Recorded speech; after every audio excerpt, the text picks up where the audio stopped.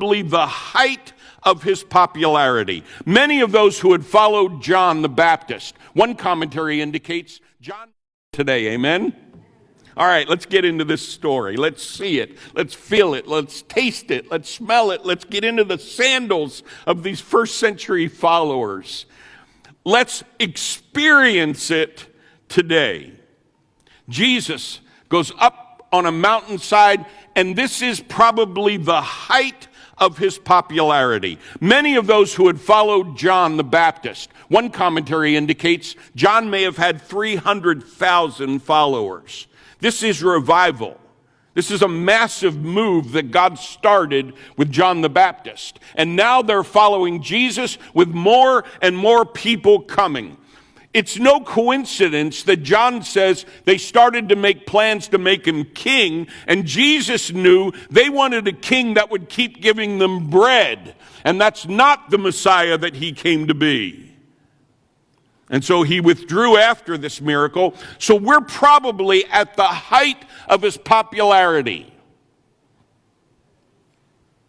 Thousands of people, 5,000 men with women and children, 15 to 20, maybe. And they've traveled enough of a distance to see him. That's how much they yearned to be in his presence, that Jesus knows that the time has been ticking away and they are hungry without any possibility of being fed. And so, being able to see ahead what's coming, he uses this as a test for the disciples. They will need this test, and so do you. He says to them, we've got to feed this group. How can we do that? And Philip speaks too fast. He says, what are you talking about? That's crazy talk.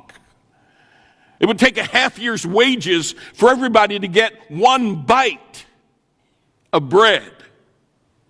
There's no way we can feed them. Andrew, on the other hand, he can't see his way through to how this will ultimately help, but he offers what he has, or not even what he has. He finds a little boy. He obviously talks to the boy, and the boy's willing to share.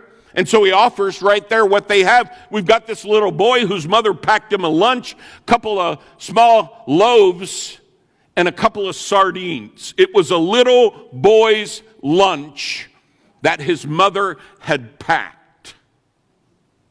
But Andrew says, it's a start. Here's what we've got. Man, can you imagine how Jesus responded to Andrew? Man, that's awesome, Andrew. Thanks for finding that little boy's lunch. That is awesome. That's where we'll begin.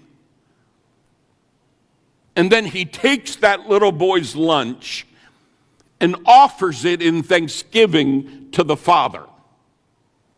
Now, let's push this a little bit. What do you think happened next? How do you think this miracle actually happened? We don't know for sure, so I can't be 100% on this. But I think some of us think, well, he offered it to heaven, and then when everybody opened their eyes, it just, it was multiplied into this huge banqueting table filled with food. But let me ask you, if that's the way that happened, don't you think at least one of the gospel writers would have said, when we opened our eyes, we couldn't believe it, but there was all kinds of bread and fish all over the place? If that had happened, wouldn't somebody have written that? But all it says is he offered it to God in thanksgiving, and then he distributed it. In another gospel, it says the disciples, he distributed it to them, and then they distributed it to the people. So, this is what you've got to picture. You've got to imagine yourself as one of those disciples asked to minister on behalf of Jesus. He broke that lunch into 12 portions. One little boy's lunch broken into 12 little portions, and he gave it to the disciples, and he said, feed them. Can you imagine? Maybe the most astounding thing about this is that not one of the disciples said, "What are you talking about? What do you mean?" And so this is how it must have happened. The disciples distributed 1/12, and then there was more. And they distributed that, and then there was more. And so every time they gave some away, they had to believe again. And they believed, and they believed, and they believed. In fact, in John 6, Jesus is going to define the work of God, what it means to minister for God. He's going to say in John chapter 6, you can find it and see it, he's going to say, look, the work of God is this, to believe. And this is so important, this is such an important test for the disciples because, and you know this if you've said yes to Jesus for any kind of ministry, you know this. This is the way it always has been. It's the way it always will be. He asks us to minister. We look at ourselves. We look at the need. And we say, oh my goodness, how in the world are we ever going to do this?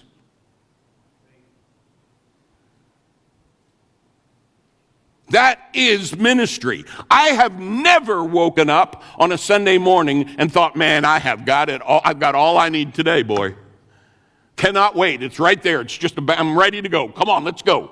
Every time, every ministry, every time we set out for a Bible study, every time we call people to pray, every act of ministry, in my experience, has always been this: how in the world are we going to do this? If Jesus doesn't show up, we're all in trouble.